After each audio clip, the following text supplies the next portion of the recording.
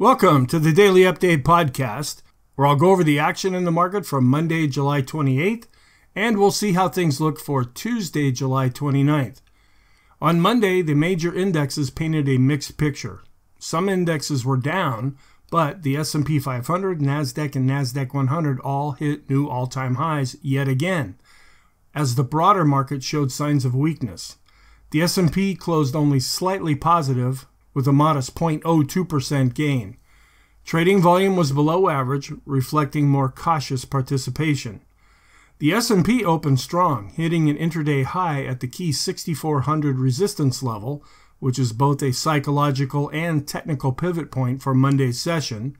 However, momentum faded, and the market dipped below the unchanged level before finding support at the daily pivot at 63.84. Late-day buying pushed the index into positive territory, but the rally lacked conviction. Sector performance was mixed. Growth sectors and industry groups, including tech, discretionary, and semiconductors, helped lead prices higher, while areas of value, including staples, lagged. Energy stocks also gained, helped by news of a significant U.S.-EU trade deal. Speaking of the trade deal, the U.S. and EU announced a landmark agreement featuring 15% tariffs, $600 billion in EU investments into the U.S., and $750 billion in U.S. energy purchases. While this deal is a positive development, the market's reaction was surprisingly muted, suggesting a shift from highly bullish to more neutral sentiment. Some technical indicators are flashing caution. Overbought conditions persist, with the Stochk RSI, Williams %R, and CCI charts showing extreme readings, yet still positive momentum. Negative divergences in momentum indicators, including the MACD and Chaikin money flow, show potential exhaustion. The S&P 500 remains well above its 20-day moving average, but broader market weakness is evident in a negative McClellan oscillator and summation index reading for both the S&P and NYSE. Monday was light on economic data, but the week ahead is packed with key releases, with the Fed meeting announcement on Wednesday. No rate hike is expected, but investors are laser focused on whether the Fed will signal 2 25 basis point cuts by year end, potentially starting in September. Any deviation from this expectation could shake the markets.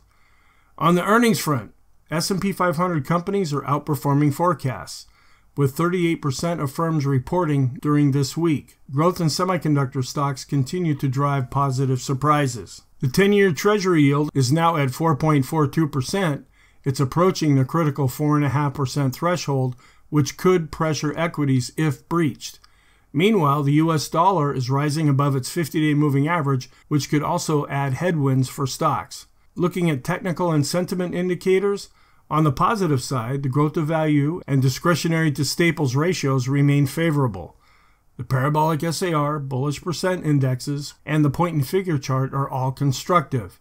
However, negatives are mounting. The Chaikin money flow and oscillator are negative, and a long-term Zohorchak method sell signal persists. The VIX is still below 20, which may rise in August or September, a period historically associated with market pullbacks. Looking ahead to Tuesday, July 29th, several key economic reports are on tap. Advanced international trade goods, wholesale, and retail inventories will be released.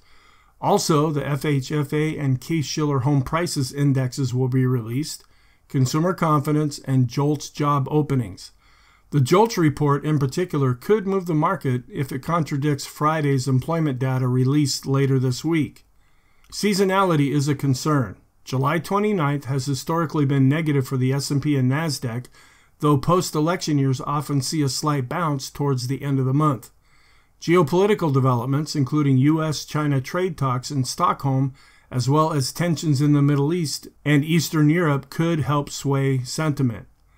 The S&P remains positive across all time frames, but signs of exhaustion are clear.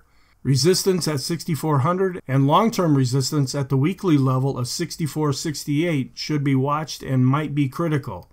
A normal pullback in August or September is possible, but a sharper decline would require reassessment.